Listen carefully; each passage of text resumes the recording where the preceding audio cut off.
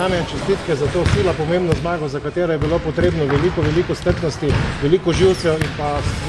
na koncu dobre igre, predvsem v obrambi se mi zdi. Tekma bila seveda živčna, mi smo imeli še dodatni problem z nagradnjem Lapotnika. Že od novega leta nimamo Perca in je to število zunanjih igralcev se zelo zmanjšalo. Posebej pred take ekipe, kot je Škofja Loka, ki je zelo dobro koristil Žnižgarja in Mulaliča na poziciji 2 in 3. Smo imeli pač veliko problemov v napadu z prevzemanji, slabo smo reševali, Marko sistem forme ne mora zadev šuti za 3 pojem nikakor, ampak toliko ima dober karakter, da je le zadnji dal, to je bila pomembna. Sandi je odigral svoje, Teo se je priključil v drugem polčasu proti koncu in prav to smo pričakovali, da Škofja Loka ne bo zdržala tempa, ki bi seveda bil boljši, če bi bil še Luka Lapotnik zraven. In smo prav pričakovali, da smo sposobni jih na tekalne sposobnosti zlomiti v zadnji četrtini. Verjamem pa, da smo imeli Lapotnika in večjo širino, da bi se to zgodilo.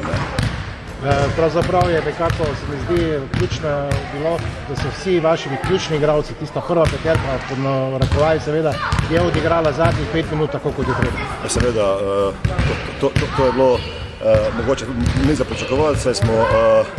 oziroma jaz sem bil pod velikim pritiskom in nisem veliko menjal, zato da Ručka je igral skoro celo tekmo, par minut na klopi, Krenšov celo tekmo, Čebular 2-3 minute na klopi in so pokazali, da so fizično pripravljeni, da so zdravi do konca, zadeli so ključne šute in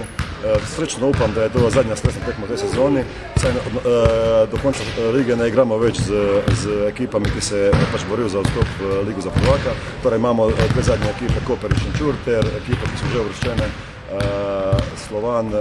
Krka in Zasavje. Če se posveč rabimo eno zmago, če pa hočemo zagotoviti brez gleda na druge rezultate 2 zmage, mislim, da smo sigurno sposobni od tekmi 2 zmage, ampak že od ponedeljka naprej moramo s polno močjo trenirati in pripraviti se za gostovanje v Kopru, ki nam lahko že prinese praktično vse drugo za prvak. Bo nesreče pa peh zapustila vašo ekipo, pravzaprav zadnje 3-4 tekme igrate vedno brez katerega od igralcev. Ja,